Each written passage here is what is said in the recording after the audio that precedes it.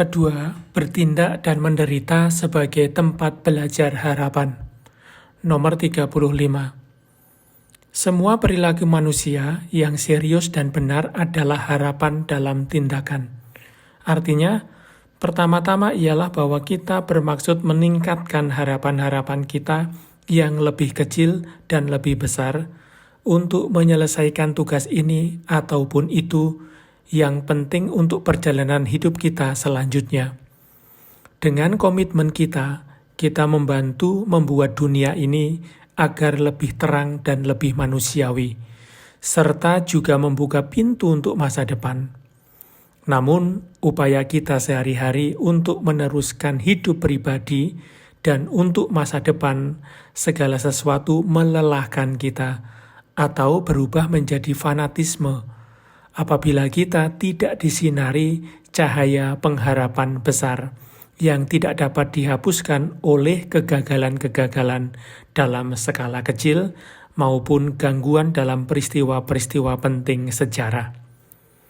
Apabila kita tidak dapat mengharapkan lebih daripada apa yang dapat dicapai pada waktu-waktu tertentu, dan apa yang dijanjikan kekuasaan-kekuasaan politik dan ekonomi, maka hidup kita akan segera kehilangan harapan.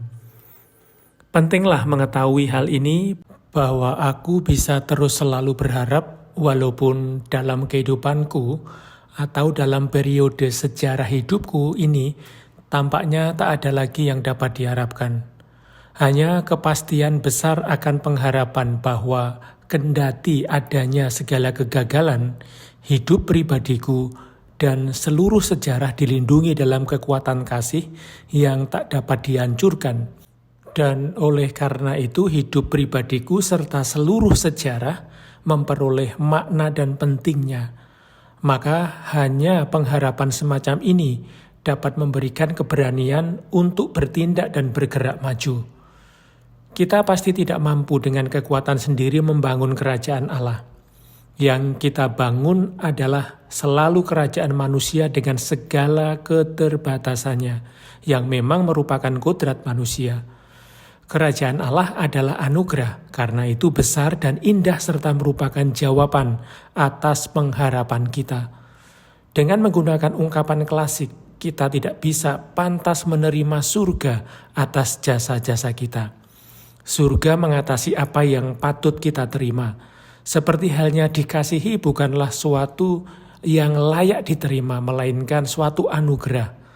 Namun, bahkan ketika kita sadar sepenuhnya bahwa surga jauh mengatasi apa yang layak kita terima, akan selalu benar bahwa tingkah laku kita tidak masa bodoh di hadapan Tuhan, dan oleh karena itu tidak masa bodoh bagi perkembangan sejarah.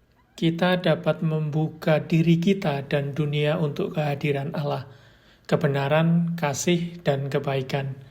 Itulah yang dilakukan orang-orang kudus yang sebagai rekan-rekan sekerja Allah ikut membantu menyelamatkan dunia.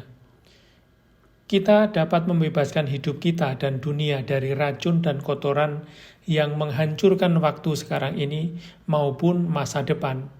Kita dapat menemukan dan menjaga kemurnian sumber-sumber ciptaan, dan dengan demikian terhadap ciptaan yang telah ada sebelum kita sebagai anugerah, kita dapat melakukan apa yang benar menurut tuntutan-tuntutan intrinsik dan sesuai dengan tujuan akhirnya.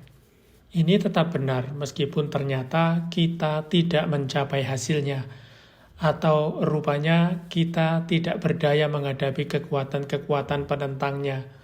Dengan demikian, di satu pihak berkat ikhtiar kita, timbullah pengharapan bagi kita dan bagi orang-orang lain. Namun sekaligus pengharapan kuat akan janji-janji Allah lah yang memberi keberanian dan mengarahkan tindakan kita pada saat-saat yang baik maupun yang buruk. Nomor 36. Seperti tindakan, penderitaan pun adalah suatu bagian keberadaan manusia.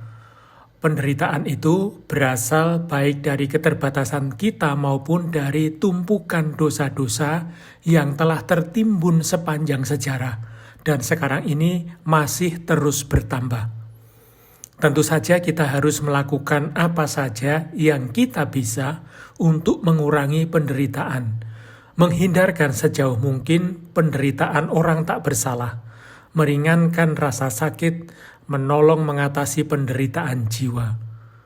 Semua itu adalah kewajiban, baik keadilan maupun kasih, yang merupakan tuntutan dasar keberadaan Kristiani maupun sikap setiap kehidupan manusiawi sejati. Dalam memerangi penderitaan fisik telah dicapai kemajuan besar, tetapi penderitaan orang-orang tak bersalah dan juga orang-orang yang sakit jiwa beberapa puluh tahun terakhir justru bertambah. Memang segalanya harus diusahakan guna mengatasi penderitaan, tetapi kita tidak mampu menghilangkannya dari dunia ini.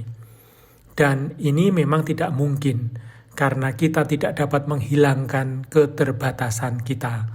Dan karena tiada seorang pun dari kita mampu menghilangkan kekuatan kejahatan, dosa yang seperti kita lihat dengan jelas adalah sumber penderitaan. Hanya Allah mampu melakukan itu.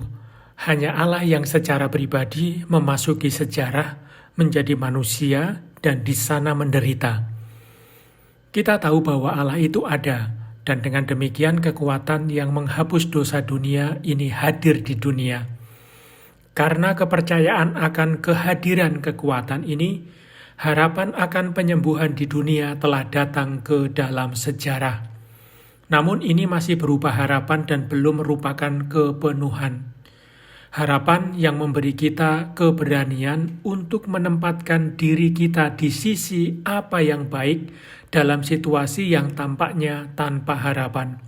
Karena sadar bahwa sejauh menyangkut perjalanan sejarah yang tampak, kekuatan dosa tetap merupakan suatu kehadiran yang menakutkan.